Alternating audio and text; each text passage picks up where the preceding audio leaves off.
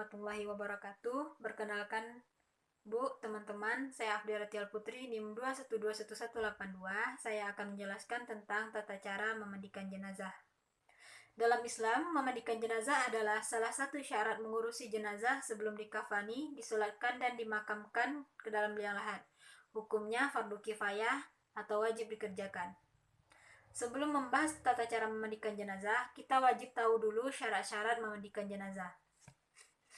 Syarat memandikan jenazah yang pertama yaitu beragama Islam, yang kedua berakal, yang ketiga balik, yang keempat berniat memandikan jenazah, yang kelima mengetahui hukum memandikan jenazah, yang keenam terpercaya, amanah, dan mampu menutupi aib.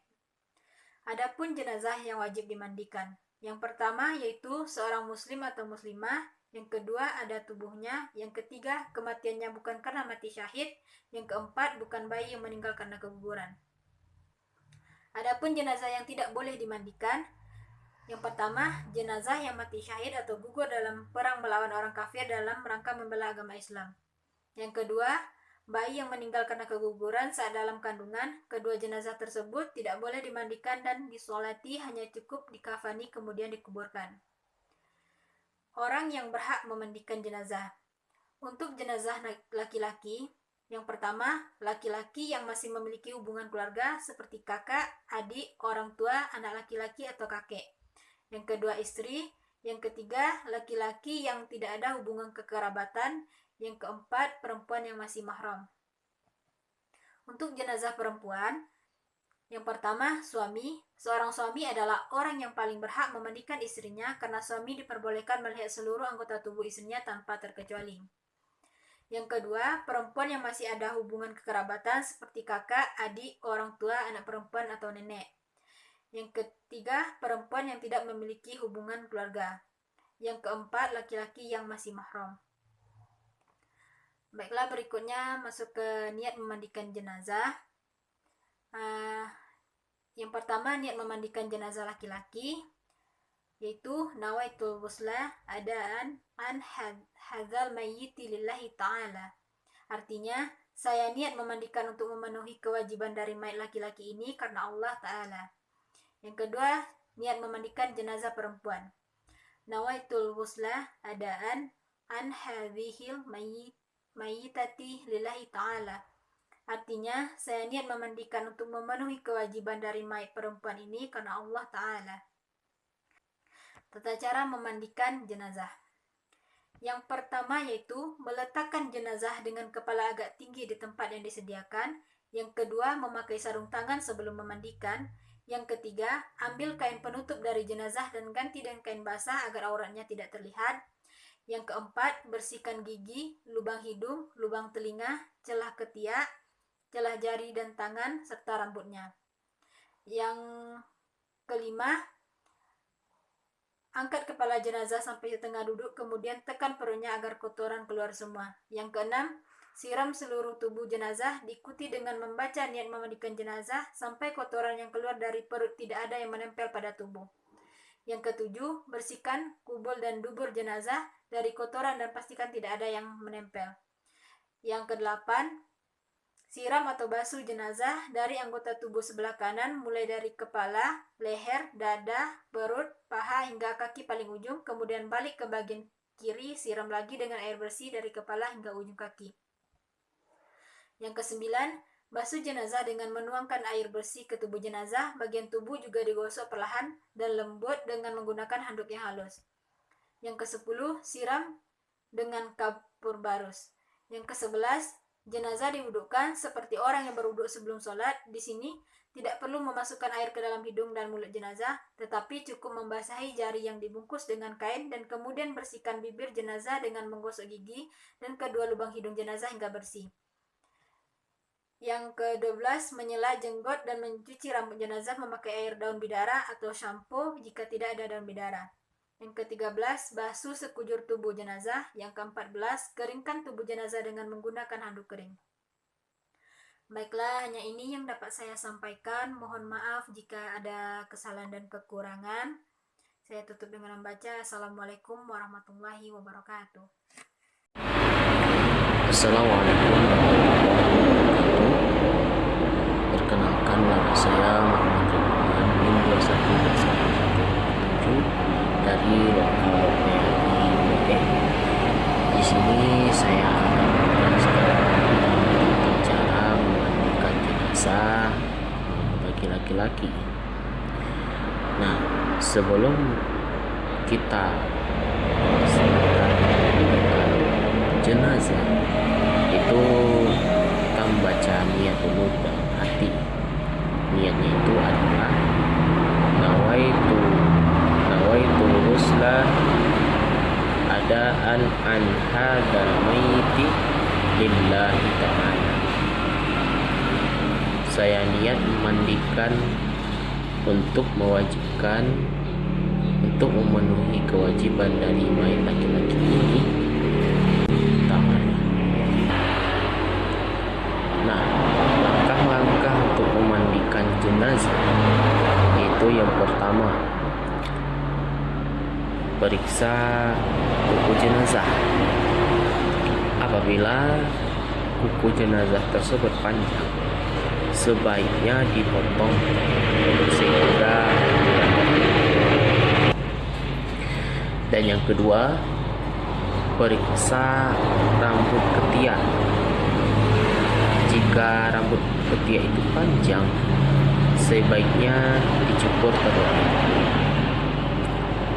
Dan untuk rambut kemaluan, rambut kemaluan tidak perlu diperiksa ataupun dicukur.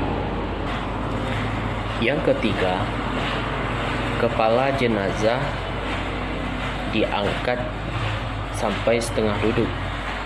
Kemudian perutnya itu ditekan sehingga semua kotoran keluar dari tubuh. Jadi untuk membersihkan kotoran jenazah tersebut sebabnya memerlukan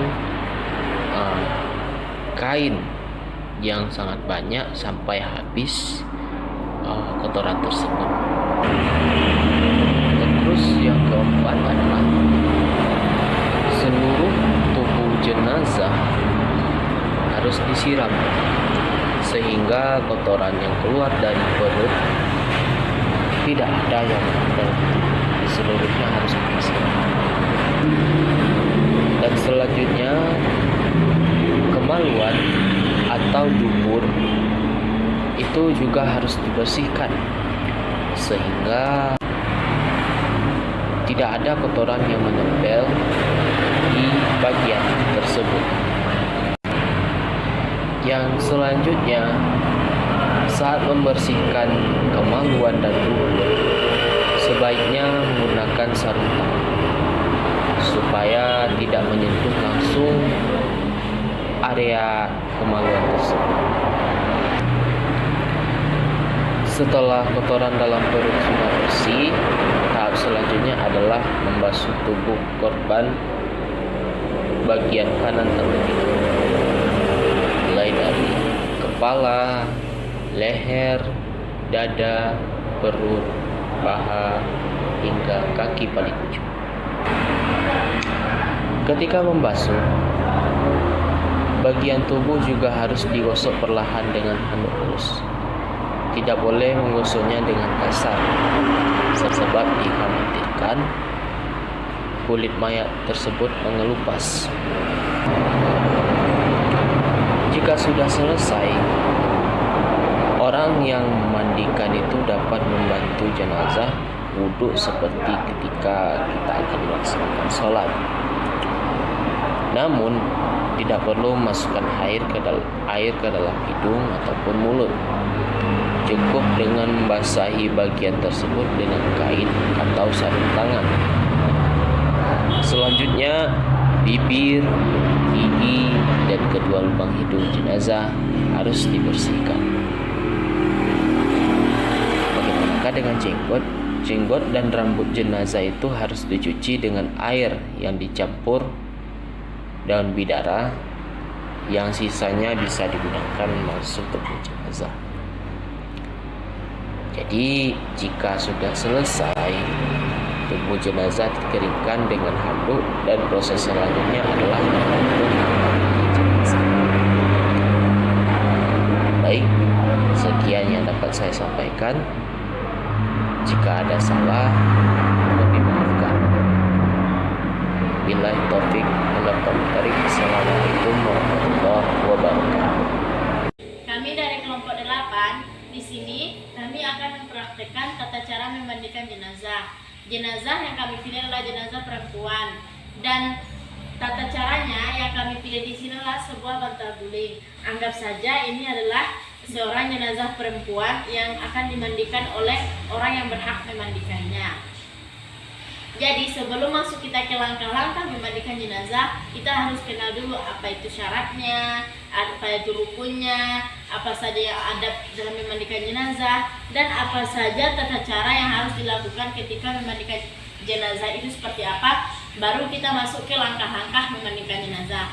Yang pertama, syarat memandikan jenazah itu adalah balik atau berakal. Jadi orang yang memandikan jenazah itu dia harus berakal, berarti tahu dia cara memandikan jenazah itu seperti apa, tata caranya dari awal sampai akhir dia tahu, dan niatnya juga dia tahu gitu. Kemudian yang kedua adalah terpercaya. Terpercaya di sinilah nanti dia tuh bisa menyimpan rahasia dari si mayat. Apabila misalnya tubuh si mayat ini ada cacatnya, kemudian tangannya bagaimana lah, itu semuanya. Jadi dia tuh harus terpercaya, dia tidak akan mengatakan di belakang orang tentang cacat si mayat, kemudian dengan membacakan niat. Yang kedua adalah rukun. Adapun rukun memandikan salat jenazah ada 3. Yang pertama niat, yang kedua bismillah, dan yang ketiga meratakan air ke seluruh tubuh jenazah. Kemudian ada adab memandikan jenazah. Yang pertama adatnya itu ialah dengan memakaikan kain basahan kepada jenazah ketika dimandikan. Kalau misalnya tidak pakai kain basahan kan kita juga sebagai manusia yang masih hidup, kalau mandi pasti kita pakai kain basahan itu. Yang kedua, mayat diletakkan tidak langsung di bawah langit atau terik matahari gitu, jadi di tempat yang lebih tertutup. Kemudian orang yang memandikannya itu harus terpercaya seperti yang disyarat tadi, dia harus bisa dia harus bisa menyembunyikan apa saja yang menjadi aib dari jenazah. Kemudian tidak dihadiri oleh orang yang di luar yang memandikan, misalnya anak-anak yang inilah datang dia ke tempat memandikan, jadi tidak boleh. Yang berhak melihat pemandian jenazah itu adalah orang yang memang memandikannya tadi, perempuan untuk perempuan, anaknya laki-laki yang memandikan laki-laki gitu. Jadi seperti itulah dari adat memandikan, dan tidak boleh membicarakan aib atau cacat si mayat tadi. Kemudian masuk dia ke orang yang memandikan jenazah. Orang yang boleh memandikan jenazah itu yang pertama anak perempuan, yang kedua perempuan, yang ketiga suaminya, anak laki-lakinya, dan keluarganya. Kemudian sesudah kita mengetahui apa itu syaratnya, apa itu rukunnya, siapa saja yang berhak memandikan jenazah, baru kita masuk ke langkah-langkah memandikan jenazah. Yang pertama kali yang harus kita lakukan adalah dengan memandikan jenazah itu kepalanya itu harus lebih tinggi daripada badannya. Jadi bisa dia diletakkan, kan ada tuh tempat memandikan jenazah itu kan biasanya di masjid adalah nanti disumbangkan ke masyarakat yang meninggal tadi. Jadi harus diletakkan di tempat yang lebih tinggi. Kemudian yang kedua, kita tuh harus sebelumnya yang tadi itu harus ada dulu alat-alat atau bahan-bahan yang harus disiapkan untuk memandikan jenazah, seperti air memandikannya, air bersih, kemudian ada air sabun. Ini air sabun, boleh air sabun apa aja seperti sabun luak, sabun mandi seperti biasanya. Kemudian pakai air kapur barus bisa, air mawar juga bisa.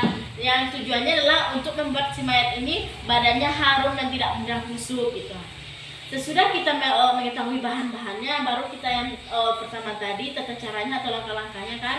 Yang pertama dengan meletakkan kepala mayat lebih tinggi daripada badan si mayat. Kemudian yang kedua, dengan membasuh seluruh anggota wudhu dari si mayat dulu, seperti giginya kita gosok-gosok, kemudian hidungnya, kemudian telinganya, sela-sela jari, sela-sela kaki.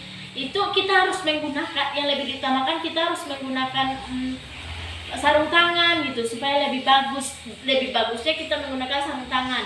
Nah, baru kita masuk ke praktek yang pertama itu. Yang pertama itu kan kita dengan menggosok-gosokkan lubang itu dengan lemah lembut. Kemudian yang kedua ke kepala.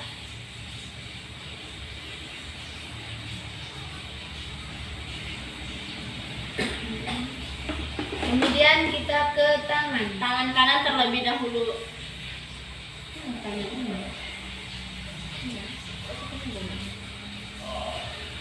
Jadi karena bantal guling, masalah tangannya bisa saja kita contohkan gitu. Ini misalnya tangannya, jadi dia kan dari ujung tangannya dulu. Misalnya kan ada yang meletakkan gayungnya seperti ini. Jadi dari ujung tangan itu dibersihkan dari sela-selanya, dari sela-sela si mayat sampai ke ujung sikunya. Kemudian yang sebelah kanan juga kiri juga seperti itu. Dari tangan si mayit, dari sela-sela tangan si mayit kita bersihkan minimal 3 kali. Kemudian yang selanjutnya adalah membersihkan ketiak dari si mayit supaya lebih bagusnya, supaya lebih bersih. Jadi ketiak dari kanan dulu, baru ketiak sebelah kiri sebanyak 3 kali. Kemudian lanjut kita ke kaki yang sebelah kanan. Jadi anggap saja ini kaki teman-teman semuanya. Jadi kita bersihkan sela-sela kaki dari si mayit gitu. Kita bersihkan sela-selanya sebanyak 3 kali. Terus yang Kemudian yang kiri. Jadi kita bersihkan juga sela-sela kaki si mayit tadi, anggota tubuhnya yang akan dibersihkan, anggota wudhunya nantinya gitu supaya lebih bersih. Kemudian yang kedua adalah dengan membersihkan air sabun dari kepala si mayit sampai ke ujung kaki. Tapi sebelumnya, maaf teman-teman, pas kita membersihkan anggota seluruh si mayit itu ada kelupaan sedikit. Kita harus menekan perut si mayit terlebih dahulu untuk mengeluarkan kotoran si mayit. Apabila kan kalau masih ada kotorannya kan tidak mungkin lah gitu. Sudah kewajiban kita untuk membersihkan tubuh si mayit ini supaya lebih bersih, dan nanti misalnya dia sudah dikuburkan jadi lebih tenang, dia kan dia sudah bersih. Itu kan sudah menjadi kewajiban kita sebagai orang yang masih hidup di dunia ini.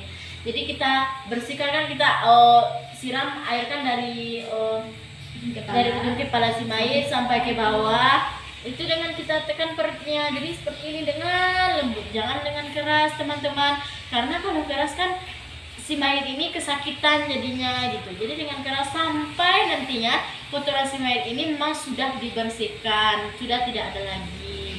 Jadi kan kita bersihkan dari semuanya yang melekat. Kalau ada kotoran-kotoran yang melekat di tubuh si mayit kan sudah bersih dia. Sesudah itu baru masuk kita ke menyiramkan air sabun dari kepala si mayit sampai ke ujung kaki dengan membersihkan ini, dengan membersihkan badannya gitu, dengan digosok-gosokkan dengan baik, dengan lembut sebanyak 3 kali.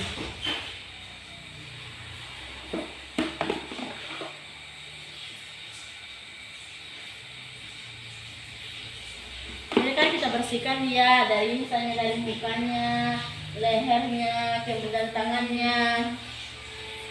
Kan seperti kita mandi, jadi kan harus bersih semuanya dengan sabun. Ya seluruh anggota tubuh itu bersih gitu kan. Dari badannya kita bersihkan dengan gosok-gosoknya. Lebih baik kan kita tadi pakai sarung tangan gitu. Kemudian ke kakinya sampai nanti air sabun tersebut sudah melekat ke anggota seluruh tubuh. Sesudah kita membersihkan tubuh si mayit dengan air sabun, barulah kita ke membersihkan air. Kita ambil air lagi, kan kita tadi kan air sabun, kemudian kita bersihkan dengan air lagi. Siram dengan air bersih ke tubuh si mayit dari ujung kepala hingga kaki dengan bilangan ganjil, misalnya 3 kali. Nah. Jadi kan ketika kita membersihkan tubuh si mayat ini sesudah kan, baru kita dengan membacakan niat. Jadi dengan membacakan niat ketika sudah memberikan air sabun tadi, kan sudah membersihkan dengan air sabun kan sudah digosok-gosok, baru kita bersihkan dengan air lagi dengan membacakan niat sembari dengan mengucapkan niat. Bismillahirrahmanirrahim. Nawaitul ghusla adaan hazihil maitati lillahi ta'ala. Jadi sesudah kita membaca niat, baru kita mewudukkan si mayat kan tadi itu sudah dibersihkan sambil membaca dengan niat kan.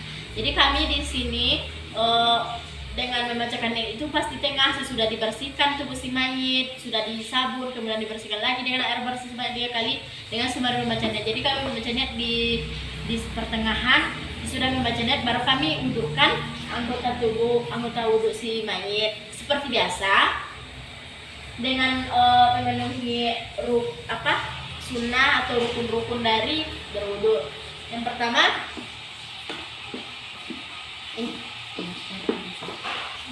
jadi teman-teman semuanya, tata caranya kan yang pertama kita bersihkan lagi kan si mulut si mayat, kemudian hidung, baru kita sudah itu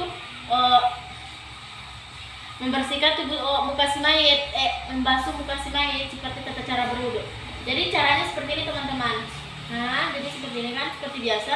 Baru kita tumpahkan ke muka si mayat seperti ini. Seperti yang biasa kita wudu. Jadi kan dari ujung sini sampai sini. Nah, baru seperti ini. Jadi seperti mayatnya seperti ini teman-teman. Karena seluruh anggota mukanya sebanyak 3 kali. Baru kemudian tangan kanan si mayat. Jadi tangan kanan si mayat dimulai dari ujung tangannya seperti ini sampai ujung siku si mayat sebanyak 3 kali. Seperti itu juga ya bagian sebelah kiri anggota wudhu si mayat, dari ujung tangan si mayat, jari-jari tangannya ya teman-teman, sampai ujung siku banyak 3 kali.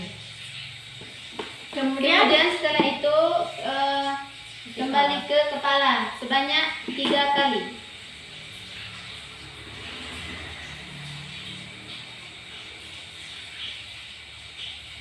Setelah ke kepala, kita beralih ke kedua kaki, Tangan, telinga. ke kedua telinga. Sebanyak 3 kali. Dimulai dari yang kanan, baru yang kiri.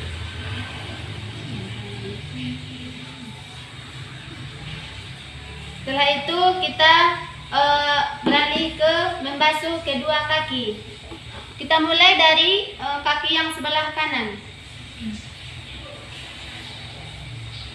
Sebanyak 3 kali juga. Kemudian ke sebelah kiri.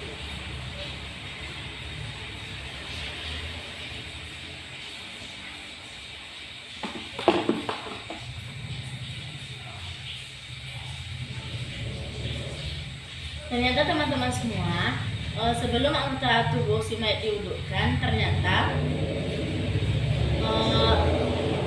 boleh kita memberikan wangi-wangian atau kapur baris tadi sebelum diwudukkan. Kan ada tadi air kan, dibersihkan dengan sebanyak 3 kali. Kemudian kita wudukkan. Nah, baru sesudah itu kan membaca niat kan, baru kita berikan wangi-wangian atau kapur baris atau apa supaya tubuh si mayat itu tetap fresh dan tidak mudah busuk gitu kan. Baru kita wudukkan. Sesudah diwudukkan, dia kan sudah suci nih kan jenazahnya, baru sesudah itu kita ganti kain basahan si mayat. Sudah itu baru kita ganti kain basahan ini dengan handuk, atau misalnya kita lap dulu dengan handuk, bisa kita lap bersih supaya tubuh si mayat kering, kemudian baru kita ganti dengan kain yang panjang. Sesudah diganti dengan kain panjang baru kita angkat untuk dikafani gitu. Jadi mungkin hanya itu tata cara atau praktek memandikan jenazah dari kelompok kami, kelompok 8. Kalau seandainya ada kami salah dalam tata cara atau pelaksanaannya, kami mohon maaf dan kami membutuhkan kritik atau saran dari teman-teman semuanya. Sekian, terima kasih. Assalamualaikum warahmatullahi wabarakatuh.